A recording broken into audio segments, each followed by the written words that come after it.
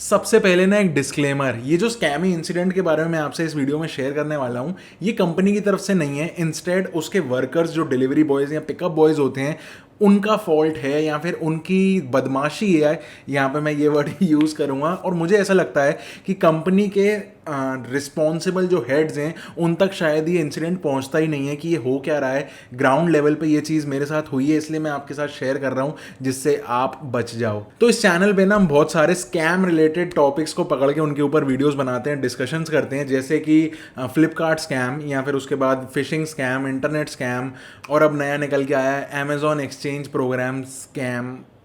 Actual में scam है कि नहीं ये आप डिसाइड करना, मैं आपको पूरी स्टोरी बताता हूँ। होता क्या है कि हम जाते हैं अमेजन पे, अपना फेवरेट स्मार्टफोन या फिर कोई भी चीज़ लिख लेते हैं जो हमको चाहिए। तो यहाँ पे मैंने, आप लोगों को पता होगा, मैंने पिछली वीडियो में भी डिस्कस करा था, मैंने अपना फ़ोन अपग्रेड किया है, iQOO 7 लिया है। तो मैं अपना एक्सपीरियंस बताता हूँ क्या किया मैंने। मैं नॉर्मली गया अपने iQOO 7 के पेज पे, मैंने सेलेक्ट किया अपना जो मुझे मॉडल चाहिए था, और सिंपल 2,000 रुपये कूपन है, 2,000 रुपये एक्सचेंज का बोनस है, और एक्सचेंज लगा के मैंने यहाँ पे अपना फ़ोन का IMEI नंबर वगैरह डाल के उसको वेरीफाई कर दिया और ऑर्डर प्लेस कर दिया। अब यहाँ पे मैंने जो है प्रीपेड पेमेंट करा था, और इसके बाद क्या होता है, डिलीवरी डेट आई। अब मेरे पास डिलीवरी के टाइम पे दो बंदे आते हैं। एक था उसमें से डिलीवरी वाला बंदा जिसके पास सारे पैकेजेस थे, और एक बंदा था काइंड ऑफ अ वेरीफायर कि वो फ़ोन को चेक कर रहा था। जो डिलीवरी वाला था उसको कोई नॉलेज नहीं थी कि फ़ोन का क्या चेक करना है, मुझे क्या नहीं करना है। जो वेरीफायर था, हो सकता है एक अलग से स्टाफ आता हो, अब पहले नहीं आता था। तो वो वेरीफायर बेसिकली क्या करता है कि उसका काम होता है फ़ोन को चेक करे, IMEI जो हमने यहाँ पे इनपुट किया होता है ऑर्डर प्लेसमेंट करने के टाइम पे, उसको वेरीफाई करे कि मैं सेम फ़ोन पिकअप कर रहा हूँ, प्लस उसकी कंडीशन को चेक करता है कि भाई स्क्रीन टूटी ना हो, या फिर जो भी कंपनी के अपने सिस्टम हैं वो। तो यहाँ पे मैंने अपना ना OnePlus 6T डाला था, और उसकी वैल्यू मुझे यहाँ पे दी थी 11,100 रुपये प्लस 2,000 रुपये का एक्सचेंज बोनस, तो टोटल 13,100 रुपये। तो यहाँ पे सीन क्या हुआ कि उसने मुझे बोला कि पीछे से फ़ोन बिल्कुल सही, अनफॉर्चुनेटली फ़ोन अब मेरे पास नहीं है, तो मैं आपको कोई अपने फ़ोन की डिटेल्स नहीं दिखा पाऊँगा अभी, फ़ोटोज़ या फिर वीडियो या उस टाइम का इंसिडेंट। क्योंकि ये सब होने के बाद मुझे रियलाइज़ हुआ कि काफ़ी सारे लोग, हो सकता है कि मेरी तरह काफ़ी सारे और लोगों को भी इस तरीके का शिकार हो काफ़ी सारे लोग और भी, हो सकता है मेरी तरह ये गलती कर बैठें, या फिर करते करते बच जाएं, या उनकी नॉलेज में नहीं हो कि ये सीन हो क्या रहा है। तो यहाँ पे बेसिकली वेरीफायर क्या करता है कि आपके फ़ोन में छोटा सा छोटा नुक्स निकालने की कोशिश करेगा, और आपको ये बोलता है कि भाई आपका फ़ोन एक्सचेंज में नहीं जा सकता है। मेरा फ़ोन मेरे हिसाब से बिल्कुल परफेक्ट कंडीशन में था। माइनर से माइनर स्क्रैचेस भी क्या होते हैं ना, मैं उसको अगर OLX पे बेचूं तो A1 कंडीशन लिखूंगा, और फुल गारंटी के साथ बेचूंगा कि लेना हो तो ले, नहीं तो समय मत खराब कर। मुझे अपनी चीज़ के ऊपर कॉन्फिडेंस था। अब यहाँ पे उसने क्या बोला कि सर आपका फ़ोन आगे से ठीक है, डिस्प्ले बिल्कुल स्क्रैचलेस थी, तो उसको वो उसमें कुछ नुक्स निकाल नहीं पाया।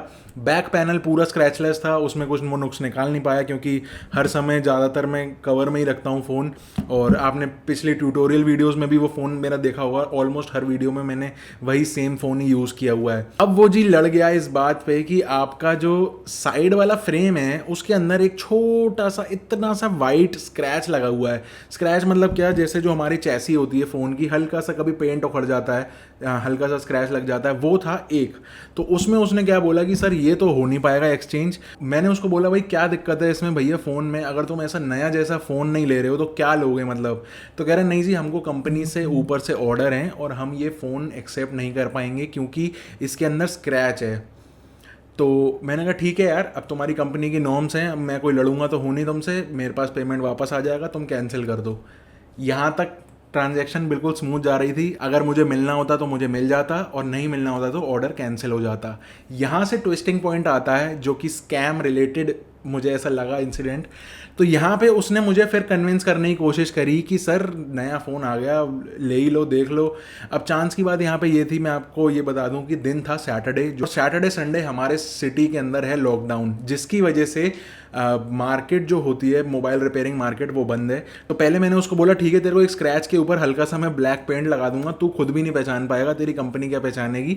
तो उसने मुझे क्या बोला कि ठीक है सर आप करवा लो, कोई दिक्कत नहीं है, लेकिन यहाँ पे एक गड़बड़ और है कि आपका पैकेज आज की डिलीवरी का है और मैं इसको डिले नहीं कर पाऊंगा, हमारे कंपनी के नॉर्म्स हैं। मैंने कहा सर रीडिलीवरी होती है 3 बार। तो उसने बोला नहीं सर वो सब सिस्टम खत्म हो गए हैं और अब आपको नया ऑर्डर ही प्लेस करना पड़ेगा, ये पैकेज आपको नहीं मिल पाएगा। मैंने कहा चलो भाई ये भी तेरी बात मानी, हो सकता है कि नहीं हो। फिर उसके बाद उसने मुझे कन्विंस करने की कोशिश किया कि भाई हमारे मिलने जुलने वाले बहुत सारे ऐसे रिपेयरिंग वाले बंदे होते हैं जो हमको रखने पड़ते हैं इन सारे फ़ोन्स के लिए, तो मैं उनसे पूछ लेता हूँ, आपका काम हैंड टू हैंड करवा देता हूँ।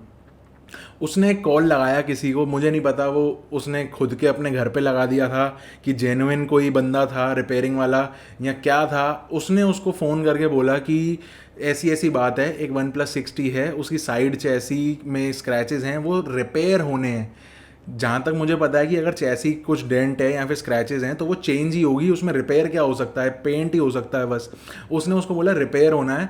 तो मैंने उसको कहा इसकी ओरिजिनल चैसी 2,500-3 हज़ार रुपये की आएगी, तू मेरे को दिमाग ही नहीं लगाना, मुझे नहीं बेचना भाई, मेरे को तू वापस कैंसिल कर दे ऑर्डर और कोई दिक्कत नहीं है। लेकिन वो उसी कन्विंसिंग पावर पे लगा रहा कि भैया करवा देता हूँ मैं। उसने फ़ोन करा उसको बंदे को और उससे पूछा कि ऐसी ऐसी चैसी है, तो उसने बोला कि रिपेयर हो जाएगी आपकी चैसी, आपको 1,100 रुपये लगेंगे और मैं आपकी चैसी रिपेयर करा दूंगा। तो आप ऐसा करो, आपको कहीं मार्केट जाने की ज़रूरत नहीं है, कोई ऑर्डर कैंसिल करने की ज़रूरत नहीं है, आप मुझे 1,100 रुपये दे दो कि मैं ये फ़ोन यहाँ से रिपेयरिंग कराता हुआ कंपनी के पास जमा करा दूंगा और आप अपना ये वाले डिलीवरी ले लो, इसके आप पैसे ऑलरेडी पेड कर ही चुके हो, तो कोई यहाँ पे सारी दिक्कत खत्म। एट द एंड वो ये चाह रहा था कि मैं उसको 1,100 रुपये दे दूँ जिससे वो रिपेयर कराता, क्या कराता मुझे नहीं पता।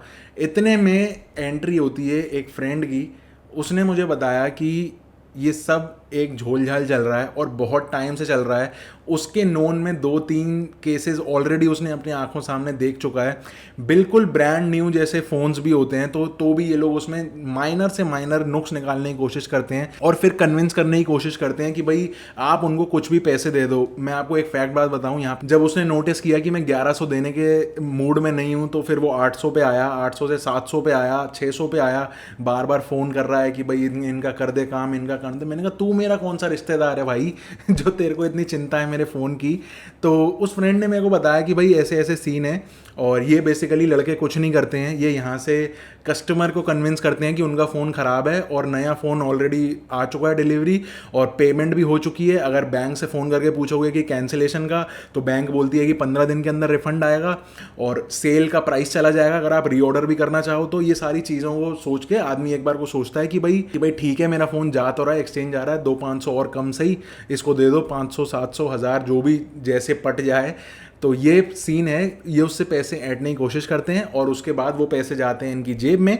फ़ोन एज इट इज़ जैसी कंडीशन आप देते हो सेम उसी कंडीशन में कंपनी के पास जमा हो जाता है। अब अमेज़न के टॉप लेवल को ये नहीं पता चला कि क्या हुआ, हमारे पैसे नुकसान हो गए, फ़ायदा हो गया उस डिलीवरी वाले का और हमें ऐसा लगा कि अमेज़न का सिस्टम पूरा ख़राब है। तो यहाँ पे डिलीवरी बॉय शातिर दिमागी चल रही है, अब किसी भी कंपनी में हो सकती है। फ्लिपकार्ट से मैंने बहुत टाइम से कोई फ़ोन ख़रीदा नहीं है, मुझे उसका रिव्यू नहीं पता कि उनमें कैसा चल रहा है एक्सचेंज का सिस्टम, माइनर स्क्रैचेस को एक्सेप्ट करते हैं नहीं करते हैं। नीचे कमेंट करके बताना मेरे को कि क्या फ्लिपकार्ट का सीन चल रहा है। लेकिन मुझे एक बात नहीं समझ में आती कि जब ये लिखते हैं कि एक्सचेंज योर ओल्ड फ़ोन, पुराना फ़ोन बड़ा बड़ा लिखा होता है कि भाई आप अपना पुराना फ़ोन दे रहे हो, तो पुराने फ़ोन में माइनर स्क्रैचेस भी आएंगे, माइनर डेंट्स भी होंगे। वो चीज़ मानी कि डिस्प्ले कॉस्टली होती है, कॉस्टली पार्ट होता है फ़ोन का, या बैक पैनल लुकिंग के लिए अच्छा होना चाहिए, क्रैक नहीं लेंगे। ये 2 चीज़ें आपकी समझ में आती हैं। इसके अलावा कैमराज वर्किंग होने चाहिए, स्पीकर्स वर्किंग होने चाहिए। जो भी फ़ोन की कंडीशन है, या तो आप पहले ही वेरीफाई करो सारी चीज़ें, जैसे कैशिफाई करता है बहुत सही उसका सिस्टम मुझे लगता है। एक एक चीज़ ढंग से पूछता है कि चार्जिंग पोर्ट काम कर रहा है नहीं कर रहा, ये है नहीं है, डेंट्स क्या है नहीं है, फोटोज़ अपलोड करवा लेता है। ये सारा सिस्टम करो या तो आप एक्सचेंज के लिए आप अगर कर रहे हो तो। लेकिन इस तरीके से कितनी मिसकम्युनिकेशन हो रही है। एट द एंड OnePlus 60 का क्या हुआ, रेगुलर ऑर्डर में कन्वर्ट हो गया वो। इसका मतलब जो डिफरेंस अमाउंट था, जो एक्सचेंज अमाउंट लेस हुआ था, वो मुझे पूरा पे कर किया मैंने उसको, क्योंकि मैं उसको ज़्यादा तो पे 1 रुपया भी करने नहीं वाला था। उसकी जेब में जाए पैसे खामखाई में, मुझे नहीं चाहिए था वो सिस्टम। और वो फ़ोन मैंने अलग से सेपरेटली सेल कर दिया अपने एक फ्रेंड को। तो यहाँ पे ये पूरा सीन था। अब ये चीज़ ना पूरी city to city, person to person differ कर सकती है। हो सकता है मेरी सिटी आगरा में ऐसा हो रहा हो, ऐसे बंदे यहाँ पे हों, लेकिन आपकी सिटीज़ में ऐसा कुछ भी नहीं हो।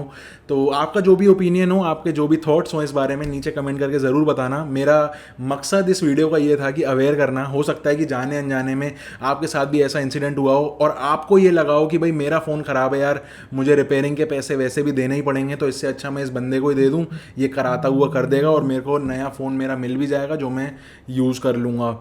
तो ये पूरा सीन था। आपका क्या ओपिनियन है? आपको क्या लगता है कि ऐसा करते हैं लोग, नहीं करते हैं, या फिर रेयर इंसिडेंट हुआ है मेरे संग, या यूजुअल है आपके संग भी हो चुका है, या जाने अनजाने में किसी और के साथ होता हुआ देखा है आपने? नीचे कमेंट करके ज़रूर बताना। मेरा नाम है चंदन, आप देख रहे हैं Sarcastic Hindi. Until next time, stay safe, stay sarcastic, सी या।